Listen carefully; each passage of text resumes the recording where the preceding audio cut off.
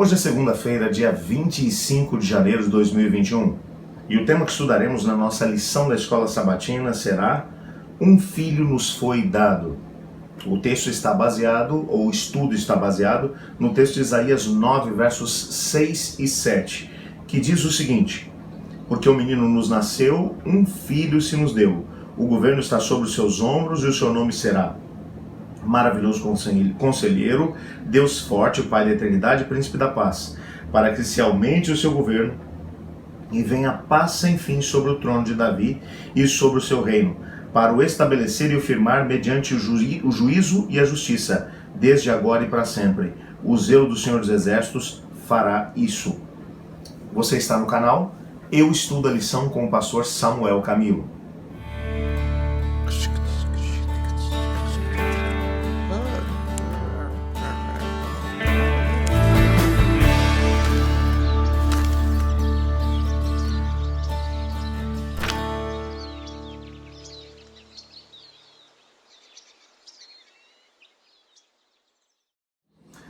Esse texto que lemos ainda há pouco vai mencionar o nascimento da terceira criança, que é mencionada aqui no livro de Isaías. O primeiro deles foi o próprio Emanuel, que Isaías havia mencionado que assim que tivesse idade suficiente para discernir entre o bem e o mal, ou seja, quando tivesse aproximadamente 12 anos, a profecia dele, no sentido de que Síria e Israel, que ameaçavam o reino de Judá, seriam destruídos.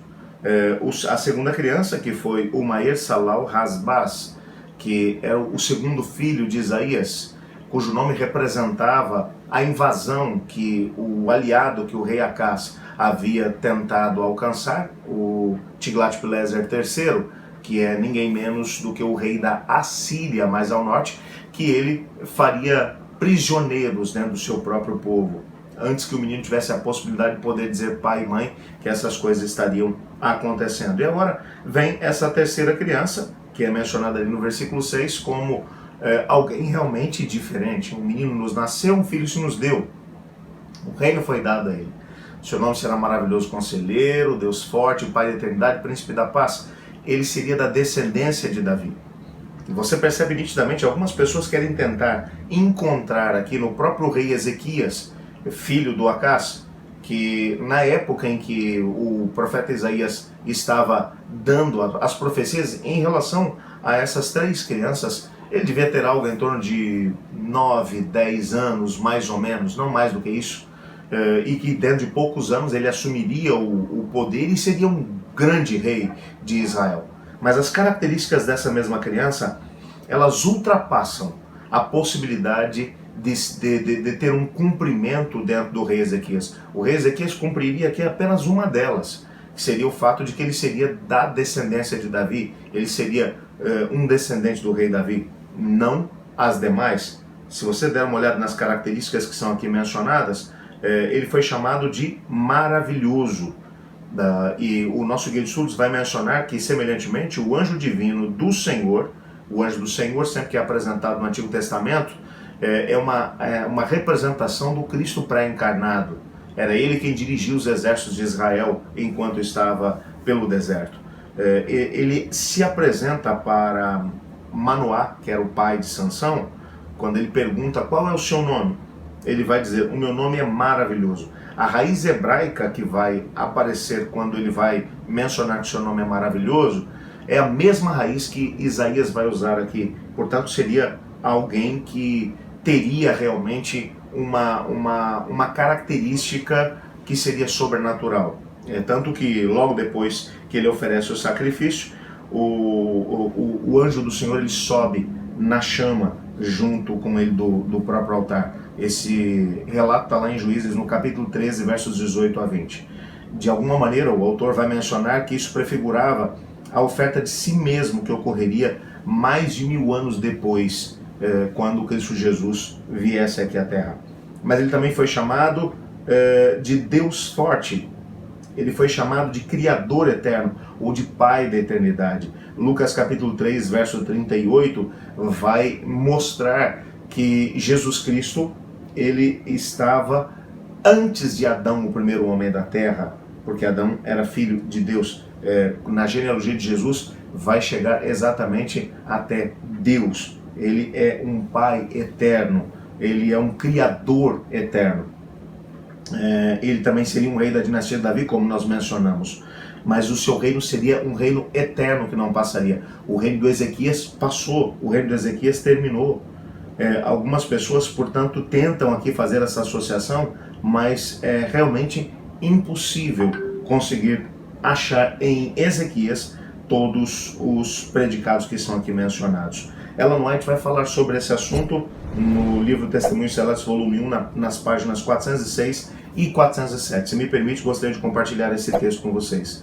Quando Cristo veio ao nosso mundo, Satanás estava em campo e disputou cada palmo do avanço em sua vereda, desde a manjedoura até o Calvário. Satanás havia acusado a Deus de exigir a abnegação dos anjos, quando nada sabia ele mesmo do que isso significava, e quando ele mesmo nenhum sacrifício fazia em favor dos outros. Cristo veio ao mundo para desfazer essas falsas acusações e revelar o Pai. Portanto, nessa profecia de Isaías, a gente tem a possibilidade de poder ver ninguém menos do que o próprio Deus em ação, tentando desmascarar o arqui-inimigo, Satanás, que palmo a palmo tentou vencer o próprio Cristo. Quando Cristo nasce, ele já coloca Herodes no encalço do Senhor Jesus para tentar destruí-lo. E a vida de Cristo foi uma vida cercada de muitos perigos, de muitos riscos que o inimigo colocou diante dele, de muita acusação, de muita injustiça, de muita injúria que ele acabou sofrendo. Porque o pacote completo aqui, como descendente da família de Davi, que viria para poder trazer paz à humanidade, que viria para poder trazer luz a toda a humanidade, haveria um preço a ser pago antes que isso pudesse acontecer. Portanto, Isaías aqui ele vai dar as características do Messias. Somente em Cristo Jesus essas características elas podem alcançar o seu cumprimento. E Jesus veio para poder trazer luz, esperança e paz para a humanidade. Como é que isso acontece no meio de um mundo como o nosso hoje em dia? Quando Cristo entra no nosso coração e na nossa vida, mesmo vivendo ainda num mundo cheio de problemas, dificuldades e angústias, Ele nos traz todas essas coisas. Nos traz luz, nos traz esperança, nos traz paz.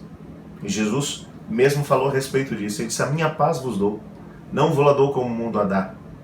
Não se perturbe o vosso coração e nem se atemorize. Ele disse isso exatamente depois de ter mencionado que no mundo os seus discípulos teriam aflições e perseguições. E que as pessoas achariam estar fazendo a vontade de Deus quando os perseguissem. Portanto, é a presença de Cristo que traz paz ao pecador, mesmo num mundo de pecado, dor e sofrimento. Numa época de tanta crise como essa que a gente tem vivido, é um momento em que precisamos mais do que nunca de Cristo Jesus no nosso coração. Vamos orar pedindo a Ele para que Ele nos traga luz, esperança e ao mesmo tempo paz. Obrigado, Senhor, porque em Tua palavra descobrimos que a presença de Cristo Jesus, a vinda de Cristo Jesus, foi para poder trazer luz, esperança e paz à humanidade. Ajuda-nos hoje a experimentarmos isso. Pois em nome de Jesus que oramos. Amém. Eu estudo a lição. E você?